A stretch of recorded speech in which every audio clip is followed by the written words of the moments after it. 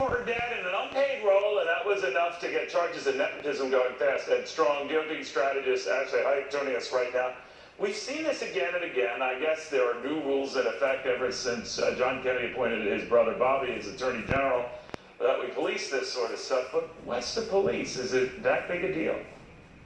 No, it's not that big of a deal. They're going after Ivanka Trump once again because her dad is a Republican. And Ivanka deserves a seat at the table. She's qualified, she's credentialed, she's a working mom. She's breaking the Republican stereotype that the Democrats have set, that Republicans are out of touch, they don't champion women's issues, and they're a threat. So they're going to claim nepotism, and it's completely hypocritical. We just saw it under Bill Clinton when he put Hillary Clinton as the head of the healthcare tax. Even better example. And no one looked the other way. Not at all. It was not a problem. But you know what? This goes back to the Democrats being complete hypocrites, and it's it affects everybody except for us. It doesn't. The rules don't apply to us, and you know it's the same rhetoric we hear over and over again. All right, now I can even see, and even Democrats, you know, were keen on addressing this nepotism thing with Bobby Kennedy, and you can't appoint, you know, her up to a cabinet position. Fine. But I was looking in the past here, and I covered this because I'm a little older than some of the other folks here. Harriet Ling was the niece of James Buchanan, our only bachelor president, and effectively served the role as kind of like a first lady. Did okay. Martha Jefferson, Thomas Jefferson's daughter, filled that kind of function during his administration.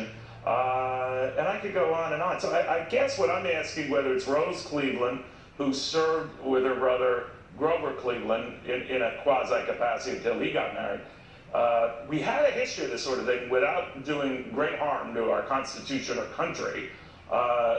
What is the big deal?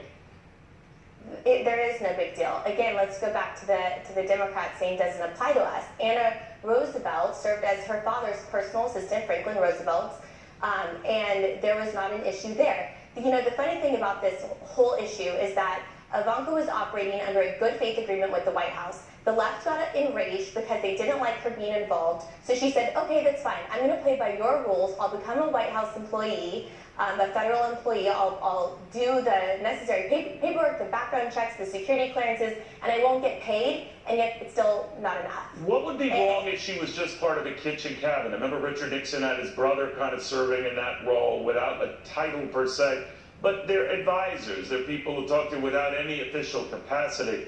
What would have been the difference there? It's my understanding that family members can't serve in the cabinet. However, serving as an employee is constitutionally acceptable. Okay. And that's but this would just be an advisor, you know, whatever. In a way, she kind of is still. Yeah. But again, the so-called feminists, they can't have it both ways. The Democrats cannot have it both ways. You can't say you need to be arguing on this issue, but then you can't have a seat at the table. Yeah, you have to be consistent. All right, thank you very much, Ashley. Good seeing you. A little more. Thank you.